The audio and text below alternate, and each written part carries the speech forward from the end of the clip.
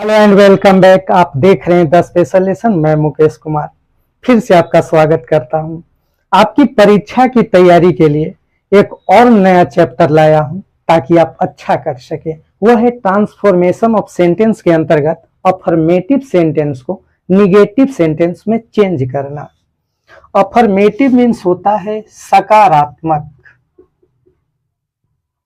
यानी हाँ, और निगेटिव मीन्स होता है नकारात्मक, यानी ना, और ये दोनों मिलकर बनते हैं असर्टिव, यानी स्वीकारात्मक।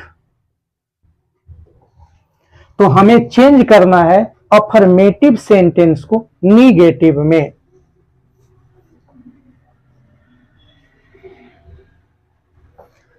तो इसका पहला नियम है अपोजिट मीनिंग। अपोजिट मीनिंग और नीडिंग नॉट का प्रयोग करना। उदाहरणार्थ देखिए, ही इज रिच। अब इसे चेंज करेंगे, ही, इसमें नोट नहीं है तो आप नोट लगा दीजिए। अब ये रिच का उल्टा क्या हो जाएगा? पुअर। इस वाक्य का अर्थ हुआ वह धनी है और इसका अर्थ हुआ वह गरीब नहीं है, यानी दोनों वाक्य का अर्थ एक है, स्वरूप बदल गया। और भी उदाहरण लिया जा सकता है, ही रिमेंबर्स मी। अब अगर इसे चेंज करेंगे तो इसका प्रकृति है प्रेजेंट सिंपल टेंस का, तो यह होगा ही। अब इसमें नीडिंग नोट का प्रयोग करना है तो डू नॉट डज नॉट का प्रयोग करना होगा, तो इसमें आएगा डज नॉट। अब रिमेंबर मीन्स याद करना, तो इसका अपोजिट होगा फॉरगेट मी। वह मुझे याद करता है और इसका अर्थ हुआ वह मुझे नहीं बोलता है। यही ट्रांसफॉर्मेशन ऑफ सेंटेंस है। इसके अंतर्गत बहुत सारे खंड को अभी हम लोग पढ़ेंगे।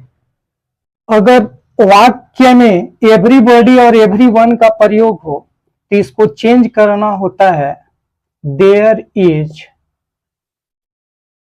Nobody but. इसके बाद वाक्य यथावत रख दिए जाते हैं, जैसे एवरीबॉडी लाइक्स मैथ। तो अब इसे जब चेंज करेंगे तो एवरीबॉडी को चेंज करेंगे देयर इज नोबॉडी बट, अब लाइक्स मैथ रख देंगे। तो इस तरह से आप चेंज कर सकते हैं। वाक्य में ओनली और एलोन का प्रयोग हो, इसके जगह पर आपको नन बट का प्रयोग करना है। As for example, only Ram can sing a song. इस ओनली को चेंज कीजिए नन बट में, none but Ram can sing a song.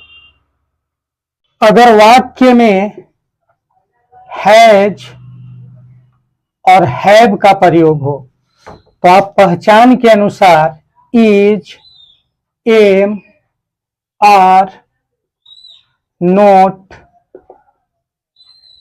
Without में चेंज करें और ये वाक्य को यथावत रख दे। जैसे ही हैज ए पेन। अब इस हैज को चेंज करेंगे तो होगा ही इज, ही के साथ इज लगता है, नॉट विदाउट ए पेन। अगर वाक्य में एज, सून, एज का प्रयोग हो तो आपको चेंज करना होगा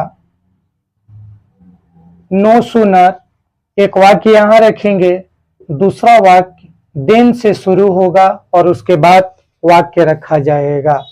जैसे as soon, as he went,